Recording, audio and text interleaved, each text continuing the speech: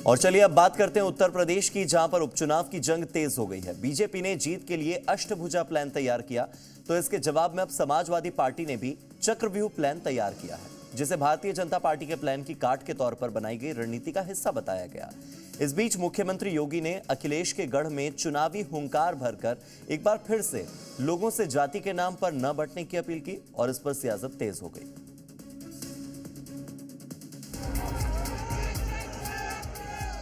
बटोगे तो कटोगे, एक रहोगे तो नेक रहोगे, एक रहोगे तो सेफ रहोगे। कि सरकार अहंकार में संविधान भी भूल गई है। जिन्हें संविधान के हिसाब से चलना चाहिए वो मन विधान के हिसाब से चल रहे हैं। कि बबुआ अभी पारित नहीं हुआ है, इसलिए कभी कभी ऐसा काम कर लेता है जिससे मेलपुरी वासियों के सामने भी संकट खड़ा हो जाता है। यूपी में जैसे जैसे उपचुनाव की तारीख नजदीक आ रही है, वैसे वैसे सियासी बयानबाजी भी तेज होती जा रही है। रणनीतियों को नया रूप दिया जा रहा है। अपने अपने वोट बैंक साधे रखने का प्लान बन रहा है और कोशिश यही है कि हर हाल में जीत मिले।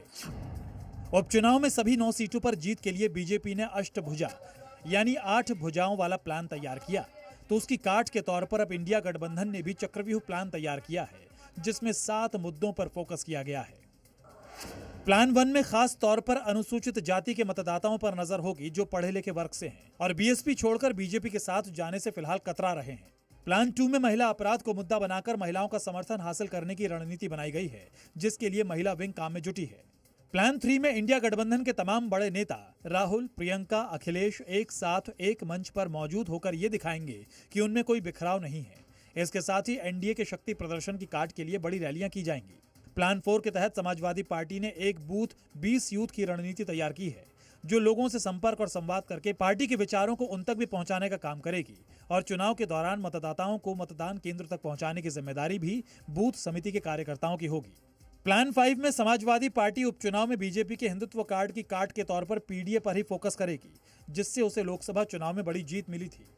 प्लान 6 के तहत समाजवादी पार्टी जमीनी प्रचार के साथ पोस्टर और सोशल मीडिया पर भी प्रचार के लिए फोकस करेगी, जिसमें सभी एसपी नेताओं को एक्टिव रहना होगा। प्लान 7 में एसपी नेता उपचुनाव वाले इलाकों में आपराधिक घटनाओं के पीड़ित लोगों की मदद करेंगे और उनके साथ खड़े होंगे ताकि इसका फायदा मिले। उत्तर प्रदेश में होने वाले उपचुनाव को लेकर जहां एक तरफ बीजेपी ने अपना अष्टभुजा प्लान बनाया है, तो वहीं बीजेपी को जवाब देने के लिए अब इंडिया गठबंधन ने भी अपना चक्रव्यूह प्लान तैयार कर लिया है। इंडिया गठबंधन के दोनों दल सपा और कांग्रेस के तमाम नेता एक साथ तमाम रैलियां करेंगे। इसके साथ साथ समाजवादी पार्टी ने अलग अलग वर्गों को साधने के लिए टीमों को लगाया है। ऐसे में कहा जा सकता है कि अष्टभुजा प्लान को विफल करने के लिए समाजवादी पार्टी ने सीधे तौर पर चक्रव्यूह रचना कर दी है। वहीं इस प्लान पर कांग्रेस और समाजवादी पार्टी दोनों ने ही एकजुटता के साथ बीजेपी को मात देने का दावा किया। हमारे सभी नेता संयुक्त रैली करेंगे। एक उद्देश्य है कि जो भाजपा सरकार बनने के बाद इस प्रदेश के दलितों, पिछड़ों के अधिकारों पर डाका डाल रही है, लोगों को महंगाई और बेरोजगारी की मार से परेशान कर रही है, उनको रोका जाए। भाजपा की जो बुनियादी मुद्दों पे फेल है, जो लोकतंत्र के साथ वो खिलवाड़ कर रही है, जो संविधान के साथ खिलवाड़ कर रही है और लोगों के जीवन के साथ जो खिलवाड़ कर रही है, उसका जवाब संयुक्त रूप से इंडिया गठबंधन देगा। वहीं इंडिया गठबंधन के इन चुनावी दावों को बीजेपी ने सिरे से नकारते हुए उनके हर फॉर्मूले के फेल होने की बात कही। एनडीए को हराने के लिए इंडिया गठबंधन का अवसरवादी गठजोड़ चाहे जितनी कोशिश करे, जो जतन करे, जो चाहे फार्मूला अपनाए, परंतु ये कामयाब होने वाला नहीं है। जनता माननीय नरेंद्र मोदी जी, माननीय मुख्यमंत्री योगी आदित्यनाथ जी के नेतृत्व में पूरा भरोसा रख रही है और एनडीए में पूरी तरह से अपना समर्थन जता रही है।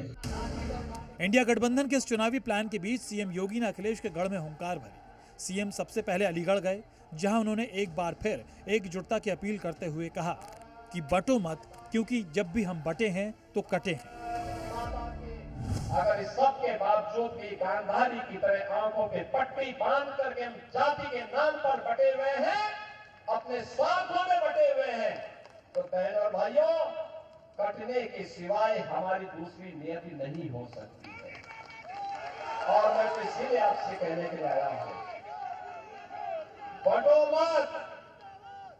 ये बांटने वाले लोग आपके दुश्मन हैं, आपके चेहरे पर मीठी मीठी बातें बोलेंगे, इनके बहकावे में मत आओ। और मैं तो कहता हूं, बटोगे तो कटोगे, एक रहोगे तो नेक रहोगे, एक रहोगे तो सेफ रहोगे। वहीं सीएम योगी ने अखिलेश पर भी सीधा निशाना साधते हुए कहा कि बबुआ अभी बालिग नहीं हुआ है। बबुआ अभी बालिग नहीं हुआ है, इसीलिए कभी कभी ऐसा काम कर लेता है जिससे मेरपुरी वासियों के सामने भी संकट खड़ा हो जाता है। सीएम योगी ने इंडिया गठबंधन पर भी निशाना साधा तो अखिलेश यादव ने योगी सरकार को अहंकार से भरा हुआ बताते हुए महिला सुरक्षा समेत कई मुद्दों पर घेर लिया। कि सरकार अहंकार में संविधान भी भूल गई है और लोगों को न्याय नहीं मिलता।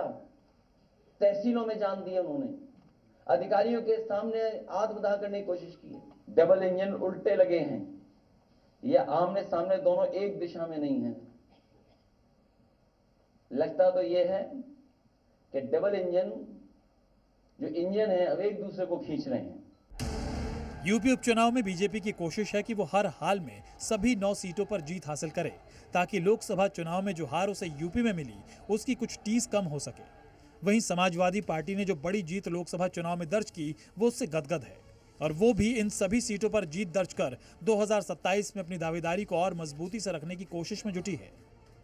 लखनऊ से विशाल रघुवंशी और अलीगढ़ से अभिषेक माथुर के साथ ब्यूरो रिपोर्ट जी मीडिया।